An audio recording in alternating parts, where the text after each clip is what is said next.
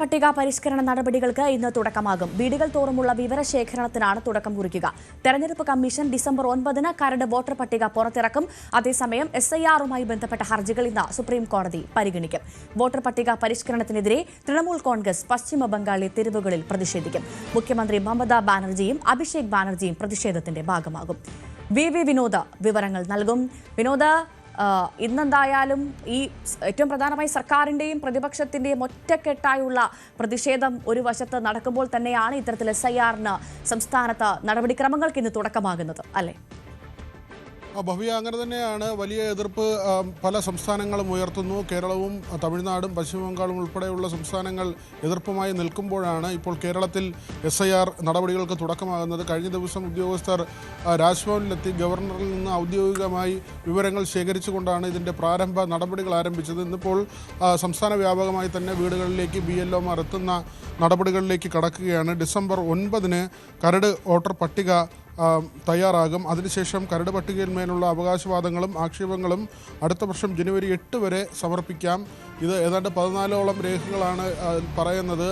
നിലവിൽ വോട്ടർ പട്ടികയിലുള്ളവർക്ക് മറ്റ് ബുദ്ധിമുട്ടുകളൊന്നുമില്ല. ഏറ്റവും ലളിതമായ രീതിയിൽ ഇന്ന് നടപടിക്രമങ്ങൾ പൂർത്തിയാക്കുമെന്ന് തിരഞ്ഞെടുപ്പ് കമ്മീഷൻ വ്യക്തമാക്കിയിട്ടുണ്ട്. ആധാർ കാർഡ്, തിരഞ്ഞെടുപ്പ് കാർഡ്, പൊതുമേഖലാ സ്ഥാപനങ്ങൾ നൽകിയിട്ടുള്ള ഐഡൻറ്റിറ്റി കാർഡുകൾ, തദ്ദേശ സ്ഥാപനങ്ങൾ സാക്ഷ്യപ്പെടുത്തിയിട്ടുള്ള മേൽവിലാസം, ഇത്തരം കാര്യങ്ങളൊക്കെ ഉണ്ടെങ്കിൽ തന്നെ ഈ വോട്ടർ പട്ടികയിൽ പേര് ചേർക്കാൻ കഴിയും. വീടുകൾ തോറും വിവരശേഖരണത്തിനായി നൽകുന്ന ഫോം ആ സമയത്ത് തന്നെ ഈ രേഖകൾ നൽകേണ്ടതില്ല. 2002, 2004 വർഷങ്ങളിലെ വോട്ടർ പട്ടികയിൽ പേരുള്ളവർ അല്ലെങ്കിൽ അവരുടെ മാതാപിതാക്കളുടെയോ അടുത്ത ബന്ധുക്കളുടെയോ പേര് ഈ പട്ടികയിലുള്ളവർ എന്നിവർ രേഖകൾ നൽകേണ്ടതില്ല. അതോടൊപ്പം തന്നെ മുമ്പുള്ള പട്ടികയിലെ ഒരു വോട്ടറുമായി പേര് ബന്ധിക്കാൻ സാധിക്കാത്തവർക്ക് മാത്രമേ രേഖകൾ നൽകേണ്ടതുള്ളൂ. അതായത് നേരത്തെ വോട്ടർ പട്ടികയിൽ പേരുള്ളവരോ അല്ലെങ്കിൽ അവരുമായി ബന്ധപ്പെട്ടവരോ ഈ വോട്ടർ പട്ടികയിൽ ഉണ്ടെങ്കിൽ അവർക്കൊന്നും തന്നെ ഇതിൽ തുടരുന്നതിന് മറ്റ് ബുദ്ധിമുട്ടില്ല എന്ന കാര്യം വ്യക്തമാക്കുന്നു. വോട്ടർമാരിൽ ഏകദേശം 90% പേർക്കും രേഖകൾ നൽകേണ്ടി വരില്ല എന്നാണ് തിരഞ്ഞെടുപ്പ് കമ്മീഷൻ വ്യക്തമാക്കിയിട്ടുള്ളത്.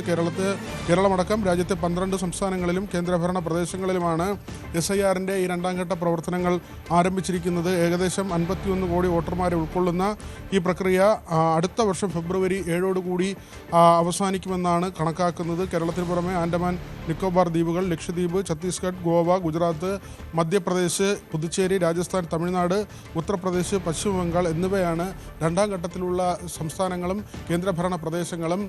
മറ്റൊരു കാര്യം ഇവിടെ ശ്രദ്ധേയമായിട്ടുള്ളത്, തമിഴ്നാട് ഇതിനകം തന്നെ SIR-നെതിരെ സുപ്രീം കോടതിയെ സമീപിച്ചിട്ടുണ്ട്. അത് വളരെ പ്രധാനപ്പെട്ട കാര്യമാണ്. ഇന്നെന്തായാലും അതുമായി ബന്ധപ്പെട്ട ഹർജികൾ സുപ്രീം കോടതി പരിശോധിക്കുന്നുണ്ട്.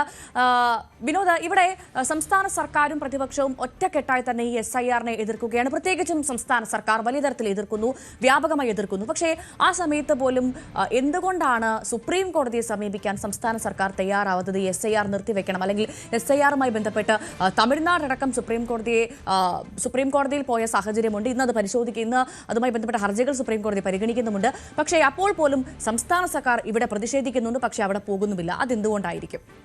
അടുത്ത നിയമസഭാ തെരഞ്ഞെടുപ്പിന് ശേഷം SIR നടപ്പാക്കുന്നതിൽ ബുദ്ധിമുട്ടില്ല എന്ന് തമിഴ്നാട് വ്യക്തമാക്കിയിട്ടുണ്ട്. പക്ഷേ ഇപ്പോഴത്തെ നടപടികൾ നിർത്തിവെക്കണമെന്നാണ് ആവശ്യം. അവർ അവിടെ സർവകക്ഷി യോഗം ചേരുകയും സംയുക്തമായി തന്നെ പ്രമേയം പാസ്സാക്കുകയും ഇപ്പോൾ സുപ്രീം കോടതിയെ സമീപിക്കുകയും ചെയ്തിട്ടുണ്ട്. ഇതിനകം തന്നെ സുപ്രീം കോടതിയെ സമീപിച്ചിട്ടുണ്ട്. ഇന്ന് സുപ്രീം കോടതി ഇതുമായി ബന്ധപ്പെട്ട ഹർജികൾ പരിഗണിക്കുന്നുണ്ട്. പശ്ചിമ ബംഗാളാകട്ടെ ഇന്ന് സമരപരിപാടികളുമായി തെരുവിലിറങ്ങുകയാണ്. അവിടെ ബംഗാൾ സർക്കാർ നേരത്തെ തന്നെ ഈ നടപടികളെ എതിർത്തിരുന്നു. ബീഹാറിൽ വലിയ തോതിൽ വോട്ടർമാരെ വെട്ടിക്കുറയ്ക്കുന്ന നിലയിലേക്ക് പോയി. അവിടെ അർഹരായ വോട്ടർമാരെ ഒഴിവാക്കിയെന്നാണ് കോൺഗ്രസ് ഉൾപ്പെടെയുള്ള പാർട്ടികൾ ആരോപണം ഉന്നയിക്കുന്നത്. അത് BJP സർക്കാരിനെ സഹായിക്കാൻ വേണ്ടി തിരഞ്ഞെടുപ്പ് കമ്മീഷൻ നീക്കം നടത്തിയതാണെന്ന ആരോപണം കൂടി ശക്തിപ്പെടുന്നു. പക്ഷേ കേരളത്തിൻ്റെ കാര്യത്തിൽ LDF-ഉം UDF-ഉം ഒരുപോലെ SIR-നെ എതിർക്കുന്നെങ്കിൽ കൂടി കേരളം ഇതുവരെ ഏതെങ്കിലും തരത്തിലുള്ള നിയമ നടപടിയിലേക്ക് കടന്നിട്ടില്ല. അവിടെയും ആരോപണങ്ങൾ ഉയരുന്നുണ്ട്. നേരത്തെ PM ശ്രീയുമായി ബന്ധപ്പെട്ട കാര്യങ്ങളിൽ ഉയർന്നതുപോലെ തന്നെയാണ് കേന്ദ്ര സർക്കാരുമായുള്ള ഒത്തുതീർപ്പാണ്, ഒത്തുകളിയാണ്,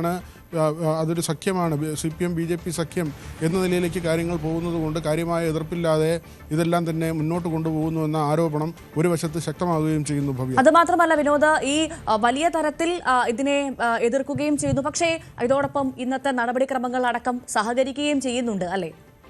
തീർച്ചയായും ഇതുവരെ ഏതെങ്കിലും തരത്തിൽ ഔദ്യോഗികമായി ഇതിനെതിരെയുള്ള ഒരു നടപടി, അതായത് നിയമ പോരാട്ടം പോലുള്ള നടപടികളിലേക്ക് കേരളം കടന്നിട്ടില്ല. അതേസമയം തമിഴ്നാടാകട്ടെ സുപ്രീം കോടതിയെ സമീപിക്കുകയും ചെയ്തു. കേരളത്തിൽ ഈ നടപടികൾ ആരംഭിച്ചു കഴിഞ്ഞു. BLOമാർ എല്ലാ വീടുകളിലേക്കും എത്തുന്ന നിലയിലേക്കാണ് കാര്യങ്ങൾ പോകുന്നതും. ആ തരത്തിൽ ഇപ്പോൾ ഈ SIR-മായി ബന്ധപ്പെട്ട കാര്യങ്ങൾ കേരളത്തിൽ നടക്കുമ്പോൾ മറ്റേതെങ്കിലും തരത്തിലുള്ള തടസ്സവാദങ്ങൾ CPM-ഓ സർക്കാരോ അല്ലെങ്കിൽ ഇടത് പാർട്ടികളോ ഉന്നയിക്കുന്നില്ല എന്നതാണ്. സ്വാഭാവികമായി ഇന്നു മുതൽ നടപടി തുടങ്ങുകയാണ്. ഇതിൽ ഇതുവരെ സർക്കാരിൻ്റെ ഏതെങ്കിലും തരത്തിലുള്ള എതിർപ്പ് അല്ലെങ്കിൽ ഈ സർവേ നടപടികൾ അല്ലെങ്കിൽ ഇത്തരത്തിലുള്ള തീവ്ര വോട്ടർ പട്ടിക പരിഷ്കരണത്തിന് എതിരെയുള്ള ഏതെങ്കിലും നീക്കം സർക്കാരിൻ്റെ ഭാഗത്തു നിന്ന് ഉണ്ടാകുമെന്ന സൂചനകളൊന്നും തന്നെയില്ല. അതായത് ഇത് സുഗമമായി തന്നെ സംസ്ഥാനത്ത് നടക്കാനുള്ള ഒരു സാഹചര്യമാണ് നമുക്ക് കാണാൻ കഴിയുന്നത്. SIR-ൻ്റെ ആദ്യഘട്ടം ബീഹാറിൽ ജൂൺ മുതൽ സെപ്റ്റംബർ വരെ നടത്തിയിരുന്നു. അവിടെ ഈ അന്തിമ പട്ടികയിൽ വോട്ടർമാരുടെ എണ്ണം 7.89 കോടിയിൽ നിന്ന് 7.42 കോടിയായി കുറഞ്ഞിരുന്നു. അതുതന്നെയാണ് വലിയ വിവാദങ്ങൾക്കിടയാക്കിയത്. അർഹരായ ആളുകളെ പോലും ഈ വോട്ടേഴ്സ് ലിസ്റ്റിൽ നിന്ന് ഒഴിവാക്കുന്നു എന്ന പരാതി പല കോണുകളിൽ നിന്ന് ഉയർന്നു വന്നിരുന്നു. വ്യാപകമായ ആളുകളെ ഇതിൽ നിന്ന് വെട്ടിനിർത്തുകയാണ്. ആ തരത്തിലുള്ള ആക്ഷേപമാണ് ഉയർന്നു വന്നത്. അതുകൊണ്ട് തന്നെയാണ് ഇപ്പോൾ ഇത് നിർത്തിവെക്കണമെന്ന ആവശ്യം പല സംസ്ഥാനങ്ങളിൽ നിന്നും ഉയർന്നു വന്നത്. നേരത്തെ തെരഞ്ഞെടുപ്പ് കമ്മീഷൻ പ്രഖ്യാപിച്ചത് 12 സംസ്ഥാനങ്ങളാണ്. അതിലാണ് കേരളവും ഉൾപ്പെടുന്നത്. ഏതായിരുന്നാലും കേരളത്തിൽ നിന്ന് നടപടിക്രമങ്ങൾ ആരംഭിക്കുന്നു. ഏതാണ്ട് ഒരു മാസത്തോളം നീണ്ടു നിൽക്കുന്ന നടപടിക്രമമാണ്. 3 തവണയെങ്കിലും BLO-മാർ വീട്ടിലെത്തി. ഒരു തവണ വീട്ടിലെത്തി ആളുകളെ കാണാൻ കഴിഞ്ഞില്ലെങ്കിൽ 3 പ്രാവശ്യമെങ്കിലും ഏറ്റവും കുറഞ്ഞത് ഒരു വീട്ടിലേക്ക് എത്തും. അതുപോലെ തന്നെ അവരെ ഫോണിൽ ബന്ധപ്പെടാനുള്ള സൗകര്യവുമുണ്ട്. ഒരാളുടെ വോട്ട് പോലും നഷ്ടപ്പെടില്ല എന്നാണ് തെരഞ്ഞെടുപ്പ് കമ്മീഷൻ വ്യക്തമാക്കുന്നത്. ഭവ്യ. VV വിനോദാണ് വിവരങ്ങൾ നൽകിയത്.